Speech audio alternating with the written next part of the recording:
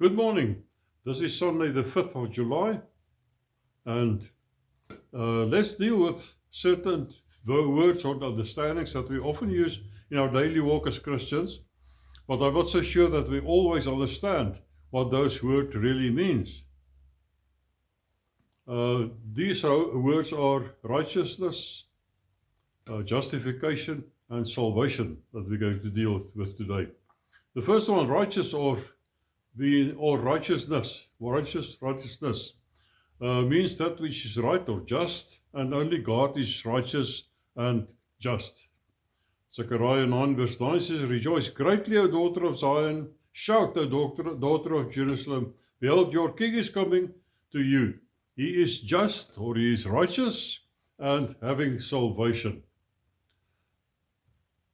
And God, through the prophet Ezekiel, defines the righteous man. In Ezekiel 18 verse 9 he says, If he has walked in my statutes and kept my judgments faithfully, he is just or he is righteous. However, nobody could live up to God's standards because of man's sinful nature. And there has to be something to do about that.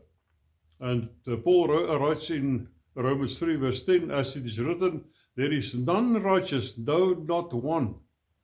For, in verse 23, all have sinned and fall short of the glory of God.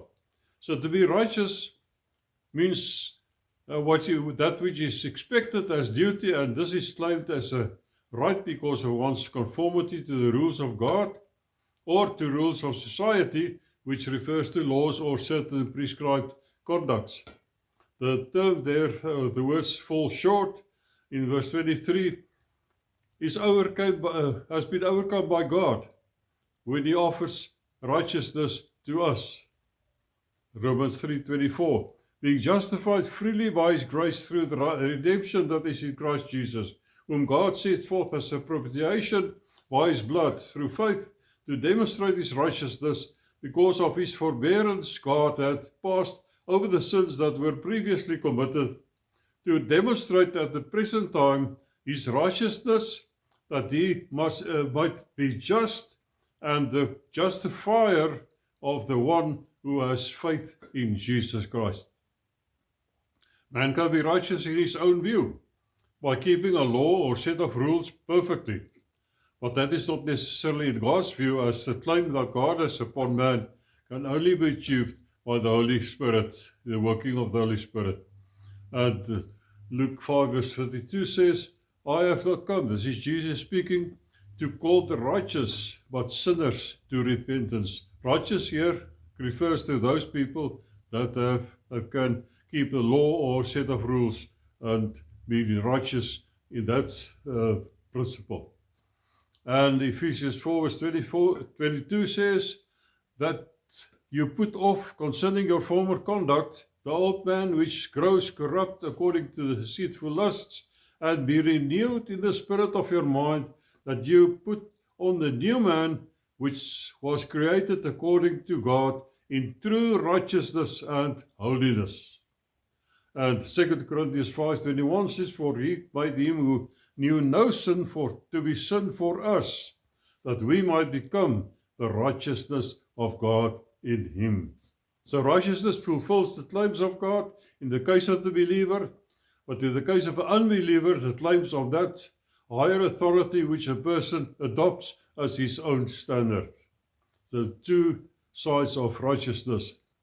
The claims of God are his precepts or his laws, and righteousness stand in opposition to lawlessness, according to 2 Corinthians 6 verse 14. Do not be unequally yoked together with unbelievers. This is very important. For what fellowship has righteousness with lawlessness, and what communion has light with darkness? Of course, Jesus is the answer for this righteousness. Romans 5 verse 18, therefore as though one man's offense, judgment has come to all men. That was as a result of Adam, resulting in condemnation. Even so, through one man's righteous acts, the free gift came to all men, resulting in justification of life. For as one man's disobedience, many were made sinners, so also by one man's, Jesus Christ's obedience, many will be made righteous. Righteousness in general is God's uprighteousness, or God's standard to which man is expected to conform. For man to recognize and fully submit to that claim that God has upon us through the one with upon us, let's just repeat Romans 5:17. For if by one man's offense death reigned through the one, much more those who receive abundance of grace and of the gift of righteousness will reign in life through one, Jesus Christ. So man can only accept the claims of God upon his life as he repents of his sin and receives Christ as his Savior by faith. He thus becomes a child of God, realizing God's claims upon him by the miraculous regeneration of the action of the Holy Spirit. As John 3 verse 3 says, Jesus answered to Nicodemus, and he said to him, most assuredly I say to you, unless one is born again, he cannot see the kingdom of God. Born again, regenerating action of the Holy Spirit. Then we find righteousness through faith, in contrast to righteousness through the law. The recognition and acceptance of God's claim upon man, realizing through faith, stands in opposition to the righteousness which is of the law, and which is man's acceptance of the claims of the law upon his life. Galatians 3 verse 21, Paul wrote, is the law then against the promises of God? And he says, certainly not. For if there had been a law given which could have given life, true righteousness would have been by the law, and then Jesus would not have been crucified. 2 Corinthians 3 verse 9 says, for if the ministry of condemnation is that glory, the ministry of righteousness exceeds much more in glory. Then we find the term self-righteousness. Self-righteousness is to bend the rules to suit your own standards. The faulty notion of the real moral requirements of the law lay at the root of the proud self-righteousness of the Pharisees, as they think themselves righteous only because they measure themselves by an imperfect standard, an inadequate idea of the high demands which the law made upon the inner life.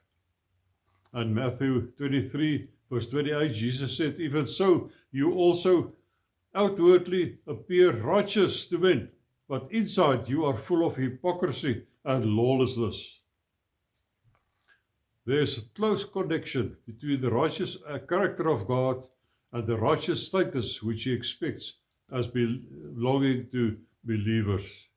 And as we find in Matthew 5 verse 48, therefore you shall be perfect, just as your Father in heaven is perfect. Then we come to the word justification.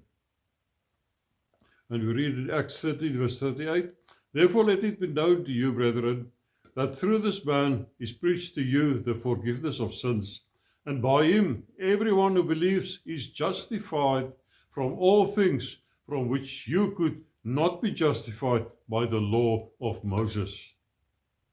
Romans 3:24, we've read that, being justified freely by his grace, through the redemption that is in Christ Jesus, whom God set forth as the propitiation of his blood through faith, to demonstrate his righteousness, because in his forbearance God had passed over the sins that were previously committed, to demonstrate at the present time his righteousness, that he might be just and the justifier of the one who has faith in Jesus. Justification is to be declared righteous by the righteous one. Justification does not mean the mere declaration of innocence, but the liberation of sin, which holds man a prisoner. And Romans 3 verse 23 says, For we all have sinned and fall short of the glory of God, being justified freely by His grace through redemption that is in Christ Jesus. That term, justified freely by His grace, means where grace represents God's activity in justification and faith represents the human activity. And of course, justification is not by works. Romans 4 verse 2. For if Abraham was justified by works, he has something to boast about, but not before God. For what does the scripture say? Abraham believed God, and it was accounted to him for righteousness. He was justified by faith in Christ, in God. The last word, salvation. Salvation as a noun refers to a savior or a deliverer. It also means safety, deliverance, preservation from danger or destruction. And the Greek Word Study Dictionary says in the New Testament, salvation means deliverance from sin and its spiritual consequences, involving an attachment to the body of Christ and admission to eternal life with blessedness in the kingdom of Christ. And Acts 4 verse 12 says, nor is there salvation in any other, for there is no other name under heaven given among men by which we must be saved. Romans 1:16, Paul writes, for I am not ashamed of the gospel of Christ, for it is the power of God to salvation for everyone who believes, for the Jew first and also for the Greek, for in it the righteousness of God is revealed from faith to faith, as it is written, the just shall live by faith. Romans 10:10, for with the heart one believes unto righteousness, and with the mouth confession is made unto salvation. So in conclusion, righteousness, justification, salvation are all by faith, and no human can work for it or can add anything to it. And it's all the working of the Holy Spirit received through faith. Next Sunday, we will be dealing with sanctification and the fear of the Lord. May God bless you. Amen.